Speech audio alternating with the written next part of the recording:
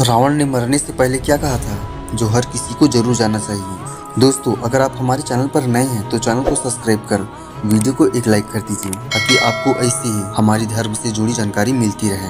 रावण भले ही एक राक्षस कुल का राजा था, लेकिन उसके जैसा दुनिया में दूसरा कोई व्यक्ति नहीं। इसलिए कहा जाता है कि रावण सिर्फ एक है। लंका अधिपति दशानन महाराज। रावण अत्यंत ही बलशाली था, पराक्रमी योद्धा, परम शिव भक्त, वेदों का ज्ञाता और महापंडित था। जैन शास्त्र में रावण को प्रति नारायण माना गया है।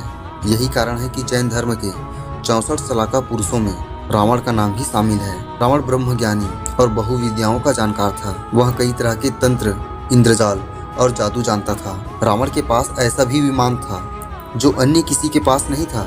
इसलिए जब रावण मृत्यु शैया पर पड़ा होता है, तब भगवान राम अपने भाई लक्ष्मण को रावण से राजनीति और शक्ति का ज्ञान प्राप्त करने को कहते हैं। जब राम और रावण के बीच युद्ध हुआ तो रावण की हार हुई। रावण मरणासन अवस्था में था।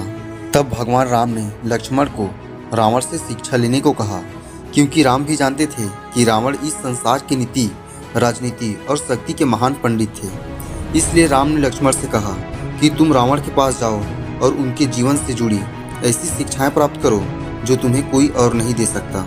भगवान राम की बात सुनकर लक्ष्मण मृत्यु शैया पर पड़े रावण के सिर के पास जाकर खड़े हो गए। लेकिन लक्ष्मण के काफी देर खड़े होने पर भी रावण ने कुछ नहीं कहा।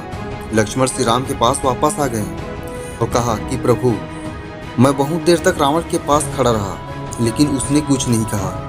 तब भगवान राम बोले, किसी से ज्ञान प्राप्त करने के लिए उसके सिर नहीं बल्कि चरणों के पास खड़ा होना चाहिए। इसके बाद लक्ष्मण फिर से रावण के चरणों के पास जाकर खड़े हो गए और रावण ने मरने से पहले लक्ष्मण को जो बातें बताई वह आज भी हर किसी को जरूर जाननी चाहिए। पहला बात बताते हुए रावण लक्ष्मण को ज्ञान देते हुए कहते हैं कि किसी भी शुभ या अच्छे कार्य के लिए देरी नहीं करनी चाहिए। वहीं अशुभ काम के लिए जितना मोहवश करना पड़े उसे उतना ही टालने का प्रयास करना चाहिए। दूसरी बात बताते हुए कहता है कि अपनी शक्ति और पराक्रम में इतना घमंड नहीं करना चाहिए या इतना अंधा नहीं होना चाहिए कि शत्रु तुच्छ लगने लगे। मुझे ब्रह्म जी से वरदान मिला था कि मानव और वानर के अलावा मुझे कोई और नहीं मार सकेगा, लेकिन इसके बावजूद मैंने इन्हें तुच्छ मान लिया और यही मेरी सबसे बड़ी भूल थी, जिस कारण आज मैं मृत्यु शैया पर लेटा हूँ।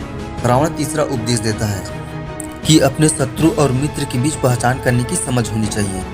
कई बार हम शत्रु को अपना मित्र समझ लेते हैं, जो कि बाद में हमारे शत्रु साबित होते हैं। वही जिसे हम शत्रु समझकर पराया कर देते हैं, वही हमारे असली मित्र होते हैं। रावण चौथा उपदेश देते हुए कहता है कि अपने जीवन के गूढ़ रहस्यों के बारे में किसी को भी नहीं बताना चाहिए, फिर चाहे वह आपका कितना भी सगा क्यों ना हो।